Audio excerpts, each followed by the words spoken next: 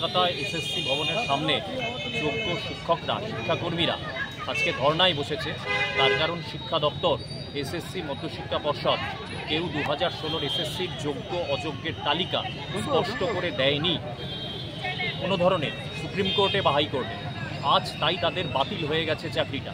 কিন্তু যে দুর্নীতি হয়েছে সেই দুর্নীতির দায় তো শিক্ষা দপ্তর, এসএসসি মধ্যশিক্ষা পর্ষদের, যোগ্য শিক্ষক শিক্ষাকর্মীদের নয়। কিন্তু তাদের দুর্নীতির জন্য আজ এদের চাকরি বাতিল হয়ে গেছে। তাই আমাদের দাবি সসম্মানে তাদের চাকরিতে পুনর্বহাল করা, রাজ্যের শিক্ষার যে বেহাল অবস্থা সেটাকে ঠিক করা, এবং তার সঙ্গে আজকে যারা দুর্নীতিগ্রস্ত তাদের শাস্তি দেওয়া। যারা চাকরি বিক্রি করেছে সেই দুর্নীতিগ্রস্তদের চাকরি দিতে হবে, তাদের শাস্তি দিতে